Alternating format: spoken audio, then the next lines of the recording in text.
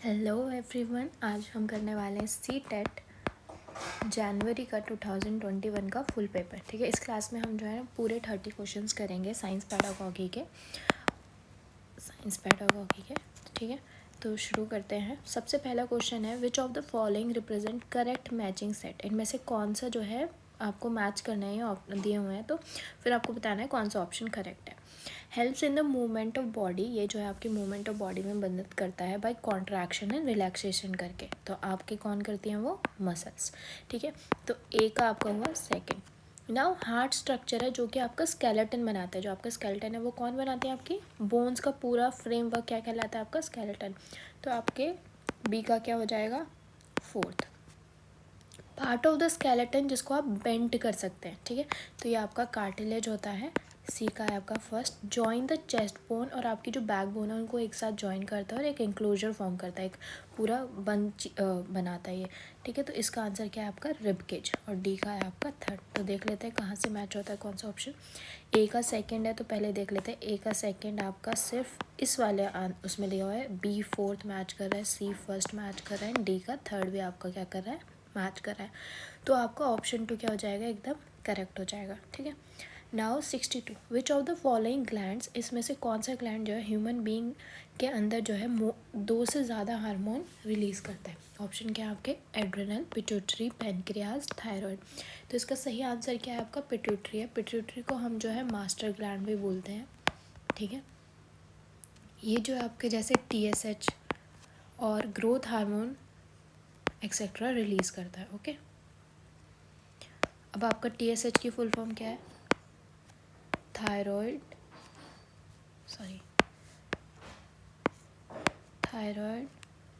Stimulating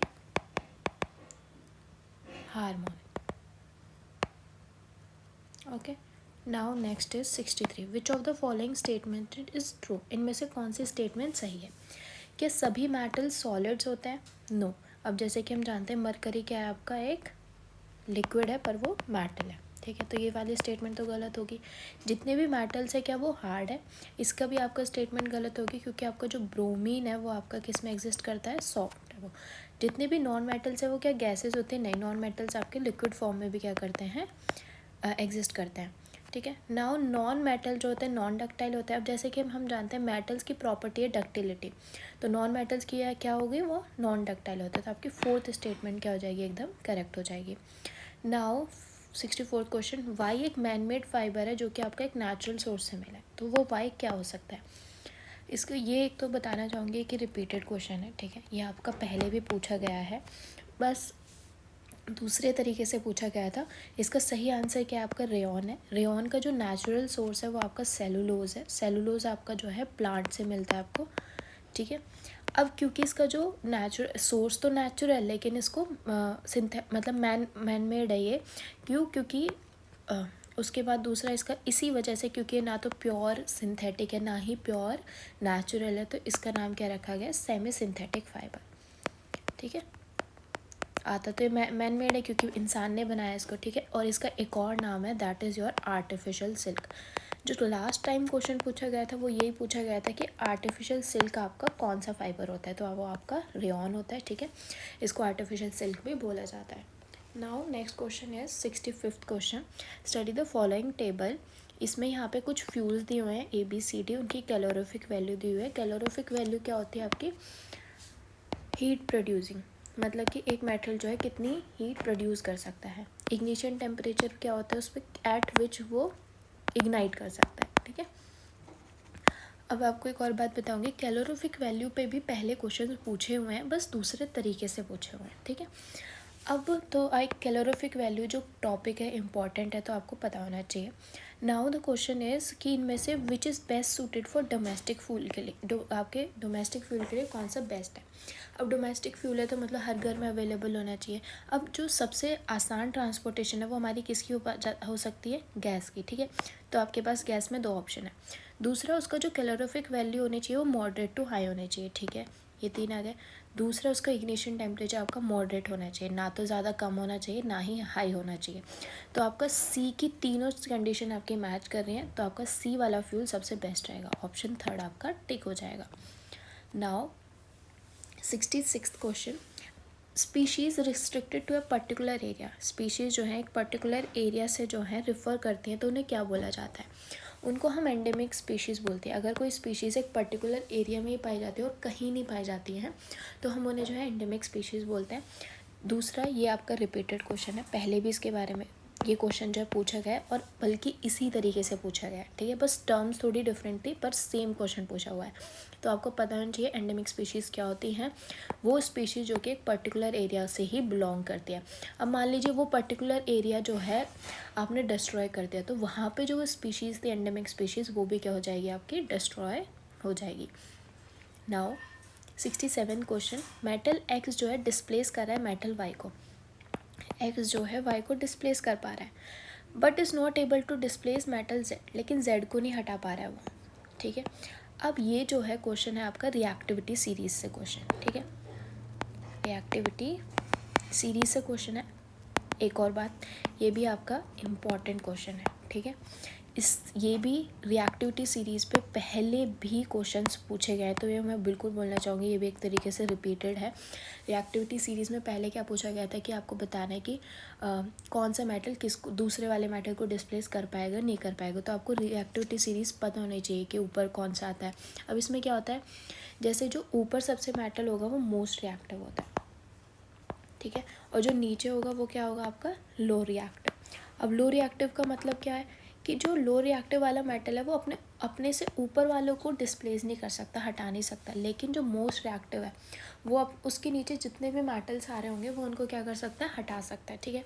अब इन्होंने यही पूछा कि इसमें सबसे रिएक्टिव मेटल कौन सा है, जो नहीं हट पा रहा है दैट इज़ योर जेड, तो आपका ऑप्शन थर्ड जेड वाला ठीक हो जाएगा।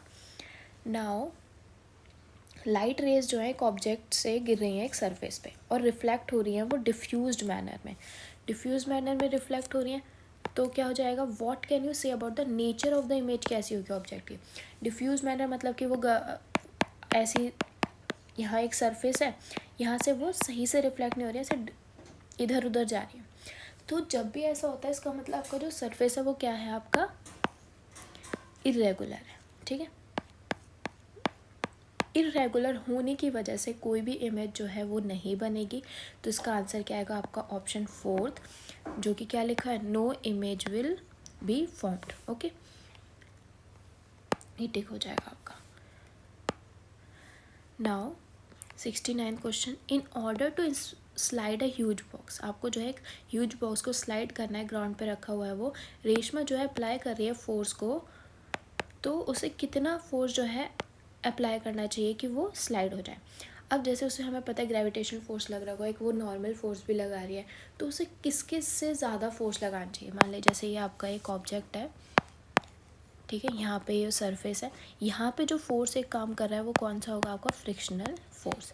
फ्रिक्शन फोर्स भी काम कर रहा है, यहाँ पे वो फोर्स लगा रही है, जैसे ही वो फोर्स यहाँ के स्टैटिक फ्रिक्शन से ज़्यादा लगाएगी वो क्या हो जाएगा, आपका ऑब्जेक्ट मूव करना शुरू हो जाएगा, ठीक है। तो उसका फोर्स जो है स्टैटिक फ्रिक्शन से ज़्यादा होना चाहिए। Now 70 question, identify the correct statement from among the following, इनमें से कौन सी स्टेटमेंट सही है। जितनी फ्रिक्वेंसी कम होगी उतनी हायर पिच होगी, जो लाउडनेस है साउंड की वो किससे डिटरमाइन कर सकते हैं, फ्रिक्वेंसी ऑफ वाइब्रेशन से। Sound can not travel through vacuum, pitch of the sound is determined by its amplitude, तो इसका जो सही आंसर है वो आपका थर्ड आएगा। जैसे कि हम जानते हैं कि साउंड क्या है, एक आपकी इलेक्ट्रोमैग्नेटिक वेव्स है, तो उनको ट्रैवल करने के लिए क्या चाहिए, मीडियम चाहिए, मतलब कोई ना कोई मीडियम चाहिए, एयर ऐसे। तो अगर वहाँ पे कोई वैक्यूम है, मतलब कुछ नहीं है, तो साउंड आपकी ट्रैवल नहीं कर पाएगी और आपका ऑप्शन थर्ड क्या हो जाएगा, करेक्ट हो जाएगा। Now 71 question, which of the following set comprises liquids which are poor conductor of electricity, इसमें से आपको बताना है कौन से पुअर कंडक्टर है इलेक्ट्रिसिटी के। अब जैसे पुअर कंडक्टर्स कौन से होते हैं, जिसमें आयंस नहीं आपके होते हैं, ठीक है, आयंस नहीं होंगे तो वो जो है इलेक्ट्रिसिटी कंडक्ट नहीं कर पाएंगे।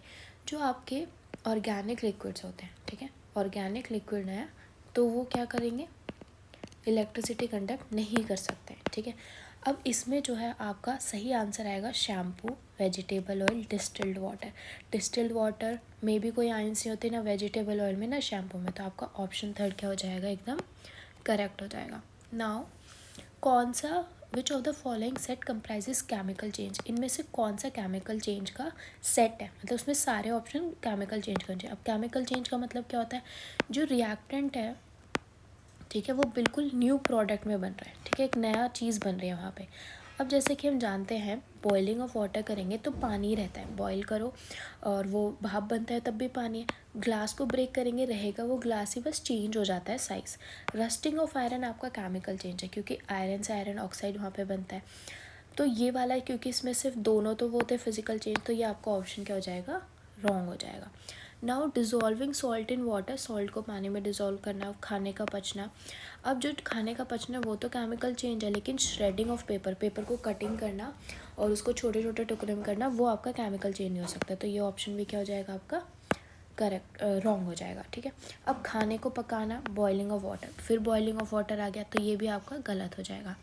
लास्ट ऑप्शन इज योर जंग लगना आयरन में, पेपर का बर्न होना, पेपर बर्न हो रहा है तो वो राख में बदल रहा है, इसमें भी आयरन आपका आयरन ऑक्साइड में बदल रहा है, और खाना भी आपका डाइजेस्ट हो रहा है, तो ये तीनों ही आपके क्या है, केमिकल चेंज है। तो आपका ऑप्शन 4 क्या हो जाएगा, एकदम सही हो जाएगा।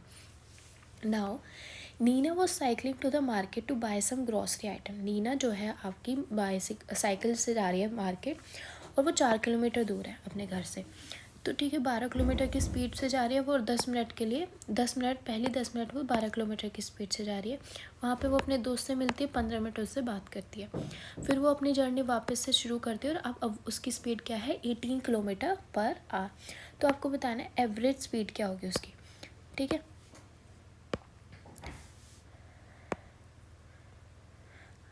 देखिए यहाँ पे मैं आपको बताना चाहूँगी, जैसे कि टोटल डिस्टेंस क्या है यहाँ पे,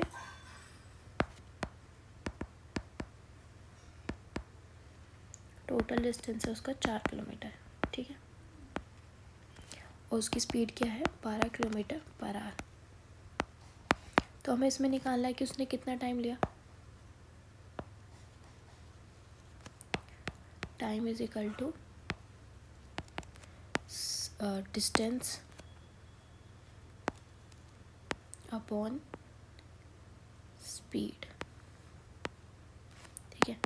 अब डिस्टेंस उसने कितना करा है हमारे, इसमें तो हमें डिस्टेंस नहीं पता, पर हमें इसमें इन्होंने टाइम बताया था,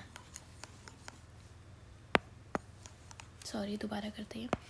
टोटल डिस्टेंस आपका 4 किलोमीटर है, ठीक है, वो पहले टाइम 10 मिनट्स में, 10 मिनट्स, और स्पीड क्या थी उसकी, 12 किलोमीटर। अब पहली बात तो हमारी किलोमीटर पर आवर में दिया हुआ है, तो इसे हमें क्या करना पड़ेगा, आवर में चेंज करना पड़ेगा, जिसकी वजह से हमारा क्या आ जाएगा, 10/60, दैट इज़ योर 1/6। अब डिस्टेंस निकालने के लिए क्या करेंगे हम, स्पीड मल्टीप्लाई टाइम, तो आंसर क्या आएगा आपका, स्पीड 12 है आपकी और टाइम आपका 1/6, तो आंसर आया 2। पहले 10 मिनट्स में वो कितना ट्रैवल कर रही है, 2 किलोमीटर, ठीक है। अब कितना डिस्टेंस बचा, 4 - 2 = 2, ये आपका डिस्टेंस बच रहा है। अब वो 15 मिनट तो वहाँ पे बात करी थी, पर उसने रिज्यूम जब जर्नी करी तो उसकी स्पीड थी आपकी 8 किलोमीटर, ठीक है। अब 8 किलोमीटर पर आवर की स्पीड में वो 2 किलोमीटर चल रही है, तो टाइम कितना लगेगा, डिस्टेंस अपॉन स्पीड, 2/8, ठीक है, 1/4 आ गया ये आपका आर। अब जो है टोटल टाइम कितना लगा, पहले 10 मिनट थी, फिर उसने 15 मिनट बातें करी, फिर यहाँ पे 1/4 आवर है। 1/4 आवर आप कैसे लिख सकते हो मिनट्स में, जैसे कि यहाँ पे हम लिख सकते हैं 15 मिनट्स आएगा वैसे इसका आंसर, 15 मिनट्स, क्योंकि 15 मिनट्स को हम जब आवर में चेंज करते हैं तो आपका आंसर क्या आता है, 1/4। तो यहाँ पे भी 15 मिनट्स को लगे हैं, तो टोटल टाइम कितना हो गया आपका 40 मिनट्स, और इसको आवर में चेंज करेंगे तो हमारा आंसर आएगा 40/60, जो कि आया आपका 0 से 0 कट गया, 2/3। अब आता है एवरेज स्पीड,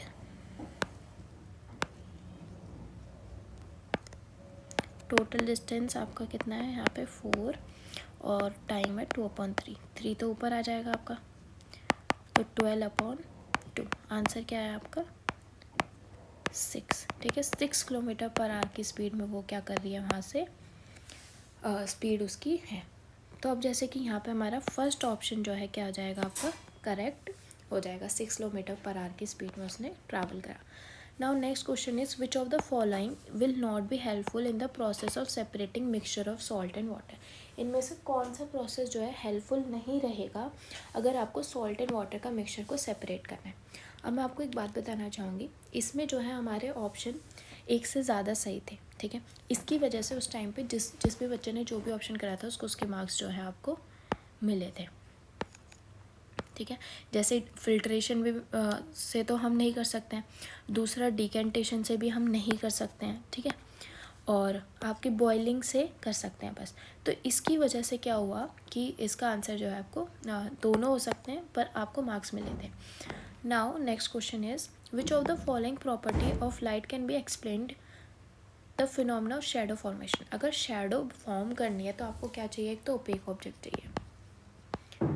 ठीक है, एक कंडीशन ये होती है, दूसरी कंडीशन ये होती है कि लाइट हो, वहाँ पे लाइट का सोर्स हो, तीसरी कंडीशन क्या होती है वहाँ पे स्क्रीन हो। ठीक है, अब ये 3 कंडीशन होती है अगर एक शैडो को फॉर्म होना है। अब जैसे कि आपको बताना है कि लाइट जो है स्ट्रेट लाइन में ट्रैवल करती है, यस, इसकी वजह से, क्योंकि जैसे लाइट गिरेगी उस ओपेक ऑब्जेक्ट पे स्ट्रेट लाइन में तो वो शैडो फॉर्म करता है। लाइट हाई स्पीड में, शैडो फॉर्म होने का हाई स्पीड से कोई लेना देना नहीं है, तो आपकी ये गलत होगी। लाइट जो 7 कलर्स में बनती है इसका भी इससे कोई मतलब नहीं है, तो ये भी आपका रॉन्ग हो जाएगा। लाइट जो है क्योंकि ओपेक ऑब्जेक्ट से वो पास नहीं हो सकते, इसी वजह से क्या बनती है आपकी शैडो बनती है। तो आपका ए और डी ऑप्शन क्या हो जाएगा करेक्ट होगा, जो कि आपके 4th में लिखा हुआ है DNA। Now 76 question, identify the correct statement from among the following. जो पार्टिकल्स होते हैं, the proportion of fine particles in sandy soil is relatively higher than clay soil. जो amount of large and fine particles is same in the clay soil. Proportion जो है large particle का loamy soil में वो काफ़ी high है sandy soil से। Okay, proportion of high fine particles in clay soil is relatively higher than in loamy soil. तो आपका ऑप्शन 4 इसमें करेक्ट है। ठीक है, ये आपको बस पता होना चाहिए। नाउ 77th क्वेश्चन, डेफिशिएंसी हो अगर विटामिन, कोई विटामिन है उसकी, अगर डेफिशिएंसी का मतलब होता है कमी होना, अगर उसकी कमी है तो आपको ब्लीडिंग ऑफ गम्स होती है। ब्लीडिंग ऑफ गम्स आपका किसकी वजह से होता है, विटामिन सी की कमी से। ठीक है, विटामिन सी आपका सिर्फ ऑप्शन 2 में लिखा हुआ है, ये एक तो आपको इससे हेल्पफुल मिल सकती है, दूसरा हम आगे भी पढ़ लेते हैं। जो विटामिन है ये असेंशियल है एब्जॉर्प्शन ऑफ मिनरल वाई। जो विटामिन सी आपकी आयरन को एब्जॉर्ब करने में मदद करता है, और ये आपके विटामिन सी आपका सिट्रस फ्रूट में पाया जाता है, दैट इज़ योर खट्टे जो फल होते हैं उनमें पाया जाता है। तो एकदम जेड में आपका सिट्रस फ्रूट ही लिखा है, and x is found in foods Z. ठीक है, तो आपका ऑप्शन 2 आपका क्या हो जाएगा, एकदम करेक्ट हो जाएगा। Now which of the following statement best describe the nature of science. Nature of science में जो है इसमें क्या है, जो साइंस एक सिस्टम ऑफ बिलीव्स है, साइंस जो है सोशल है नेचर में, साइंटिस्ट जो है totally objective in their work, the scientific method जो है सिर्फ वही है रिसर्च को कंडक्ट करने का। जो इसका सही आंसर है वो आपका आएगा science is social in nature. ठीक है, 78 का सेकेंड क्वेश्चन सही है। कॉग्निटिव वैलिडिटी जो है साइंस में, कॉग्निटिव वैलिडिटी पे भी पहले भी क्वेश्चन पूछे हुए हैं, तो ये रिपीटेड है। This is your also important topic, आपको पता होना चाहिए इसका मतलब क्या होता है साइंस में, साइंस करिकुलम में क्या होता है इसका मतलब। Inclusion of how concepts of science evolve over time, कैसे कॉन्सेप्ट जो है साइंस के टाइम के साथ बदल रहे हैं। उसके बाद आपका adaptation of content as per the cognitive level of learners, dilution of content, inclusion of appropriate fun element.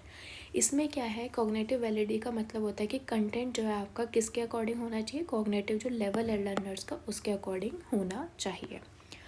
Now according to NCF 2005 in the upper primary stage science curriculum which of the following जो है recommend किया जाता है। Concept should be link to making sense of everybody. Concept जो है ऐसे होने चाहिए जो कि हर दिन के जो एक्सपीरियंस है बच्चे से उससे रिलेट कर सके। कॉन्सेप्ट जो है आपको कॉन्सेप्ट तक कैसे पहुंचना है, from the activity and experiments. Concept should be taught through disciplinary object along with concept law and theories जो है इंट्रोड्यूस की जाती है। जिसका सही आंसर है वो आपका A एंड B है, जो कि आपको ऑप्शन सेकंड में लिखा हुआ है। ओके, नाउ 81 क्वेश्चन, जो आपकी from the following identify statement that is true about science. Science के बारे में से कौन सी स्टेटमेंट सही है। In time science will be able to solve most of the society problems को वो सॉल्व कर पाएगा टाइम के साथ। जब थ्योरी सपोर्ट की जाती है बहुत ज़्यादा साइंटिफिक एविडेंस, तो वो लॉ बन जाती है। जो साइंटिफिक आइडियाज़ होते हैं और डिस्कवर किए जाते हैं, टेस्ट किए जाते हैं कंट्रोल एक्सपेरिमेंट से, साइंटिस्ट जो है रिलाई करते हैं हैविली इमेजिनेशन पे कि वो अपना कैरी आउट कर सके वर्क। तो आपका ऑप्शन 1 सही होएगा। इसमें क्या होता है कि जब तक साइंटिस्ट जो है, जैसे कोई चीज़ हो रही है हमारे सराउंडिंग पर, हम उसको सोचते नहीं हैं। जब हम सोचते हैं तो हमारे दिमाग में ख्याल होता है और उसके ऊपर जो है हम अपने काम को करते हैं, एक्सपेरिमेंटिंग करते हैं और उसको सही प्रूफ करते हैं। ठीक है। Now 82 question, Ishu was given an individual task दिया उसको, वेदर रिपोर्ट कलेक्ट करने से 1 हफ्ते के लिए। आइडेंटिफाई करना है कि ईशू कहाँ रॉन्ग हुआ from the assessment indicators given below. उसने जो है अपनी टैबुलेट करा था डाटा वेबसाइट साइट से, ओके। वो एक कंक्लूजन पे पहुंचा कि रेन हो भी सकती है या नहीं भी हो सकती है इस हफ्ते में। She conclude that decrease humidity, अगर कम ह्यूमिडिटी है तो क्या होगा, रेनफॉल होनी ही होनी है। ठीक है। या फिर she understand that range of maximum and minimum temperature. अब कहाँ गलत पहुँचा, अब ज़रूरी नहीं है कि अगर ह्यूमिडिटी कम होगी तो पक्का आपकी जो है लाइक चांसेस है कि रेनफॉल होगी। तो ये आपकी जो इशू थी लड़की, वो आपकी यहाँ पे गलत होगी। Now which of the following is a useful strategy to understand conceptual जो गैप होता है लर्नर्स में, उसको के लिए कौन सी सबसे सही चीज़ होगी स्ट्रैटेजी।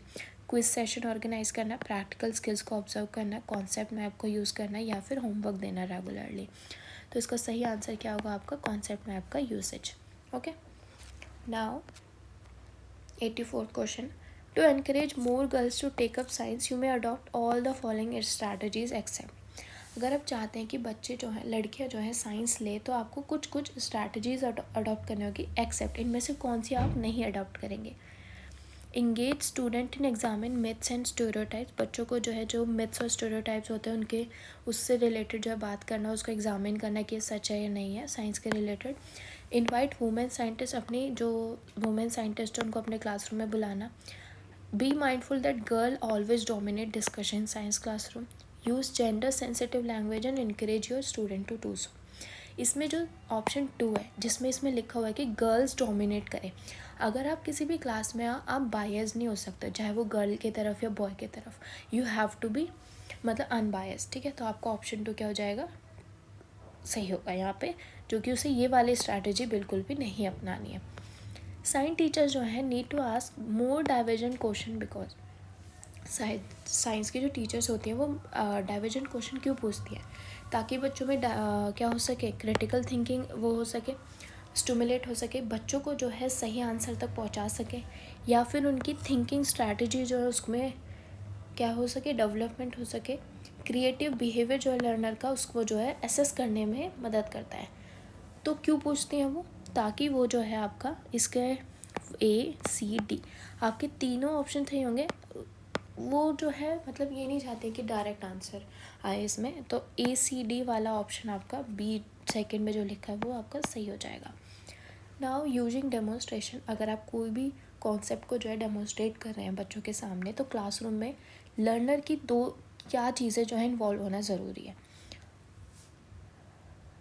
इसमें आएगा आपका visual and auditory learning, visual auditory kinesthetic, auditory and kinesthetic learning. इसका जो सही आंसर है, इसमें जो है बच्चों की विजुअल एंड ऑडिटरी लर्निंग ही आपकी ज़रूरी है दो। ठीक है। क्योंकि आप डेमोन्स्ट्रेट करें, बच्चों को उन्हें देखना है। ठीक है। एंड सुनना है। Now give the sequence of planning for your science classroom using inquiry approach in teaching concept of density का आप कॉन्सेप्ट समझा रहे हैं, तो बताना है सीक्वेंस में आप कैसे कैसे करेंगे। Allow student to determine the relationship between object that float and sink, आपको जो है बच्चों खुद ही डिटरमाइन करे कि कौन सा ऑब्जेक्ट जो है फ्लोट करेगा, सिंक करेगा, उसमें रिलेशनशिप क्या है। B is allow student to play with water in a tub with different object. Ask student to design a small boat that can carry 1 kilo of weight. अब obviously बात है, उनको starting से तो नहीं बोल सकते ना कि भाई 1 किलो की ऐसी बोट बनाए जो 1 किलो वेट जो है उसमें आ सके, या फिर उनको खुद ही पहले ही स्टार्टिंग में बोल दें इनके बीच में रिलेशनशिप बताओ। तो आपका फर्स्ट स्टेप जो है बी होगा, फिर आपका सेकंड ए वाला और ये थर्ड। तो आपका बी ए सी आपका सही होगा, जो कि आपके फोर्थ ऑप्शन में लिखा हुआ है। ओके, नाउ 88, वाई एक प्लांट है जो कि क्लोरोफिल नहीं है। अब क्लोरोफिल में कौन किस में होता है, जो कि ऑटोट्रॉफ्स होता है। अब ऑटोट्रॉफ्स में क्या है आपका, जैसे कि what could Y be, algae, pitcher plant, maple tree, तीनों आपके ऑटोट्रॉफ्स हैं। कसकटा आपका एक पैरासाइटिक प्लांट है, जिसकी वजह से इसमें जो है क्लोरोफिल नहीं होगा। ये जिस पे भी ये जो है पैरासाइटिक प्लांट है, तो ये और जिस पे भी रहेगा उस होस्ट के से ही के थ्रू जो है ये अपना न्यूट्रिशन लेता है। Now 89 question, which of the following statement is correct, इनमें से कौन सी स्टेटमेंट करेक्ट है। लार्ज इंटेस्टाइन वाइडर होती है और स्मॉल इंटेस्टाइन से छोटी होती है। जो एब्जॉर्प्शन है डाइजेस्टेड फूड का वो लार्ज इंटेस्टाइन में होता है। एसिमिलेशन ऑफ फूड जो आपका लार्ज इंटेस्टाइन में होता है। लार्ज इंटेस्टाइन में फिंगर लाइक, अब ये तो हमें पता है कि ये तीनों स्टेटमेंट क्या आपकी गलत है। स्मॉल इंटेस्टाइन में होता है ये सब आपका। जो आपका फर्स्ट ऑप्शन है, लार्ज इंटेस्टाइन वाइडर होती है और स्मॉल इंटेस्टाइन से छोटी होती है, ठीक है। स्मॉल इंटेस्टाइन आपकी लंबी होती है, तो ये आपका 89 का फर्स्ट आंसर ठीक होगा। आज की क्लास का हमारा लास्ट क्वेश्चन है ये। अगर कोई भी क्वेश्चन में कन्फ्यूजन हो या फिर कोई आंसर मैंने गलत बताया तो प्लीज़ आप कमेंट में बता सकते हैं। वैसे मैंने सारे जो है वेरीफाई करके ही आपको बताए हैं, फिर भी कोई गलती हो जाए तो आप बता सकते हैं। आज की लास्ट क्वेश्चन है आपका, विच of the following statements is not true regarding life cycle of silk worm. अब जैसे कि आपने लाइफ साइकिल ऑफ बटरफ्लाई पढ़ा होगा, उसमें आपका कैटरपिलर आता है, लेकिन आपका लाइफ साइकिल ऑफ सिल्क में कैटरपिलर नहीं आता है। इन्होंने बोला है जो लार्वे होता है सिल्क मोथ का वो कैटरपिलर कहलाता है। तो ये वाली स्टेटमेंट आपकी रॉन्ग होगी, तो आपका ऑप्शन ही ठीक, 1 ही ठीक हो जाता है। आज की क्लास हमारी यहीं ख़त्म होती है। प्लीज़ लाइक एंड सब्सक्राइब ज़रूर करें और अपने दोस्तों के साथ शेयर करें। Bye bye.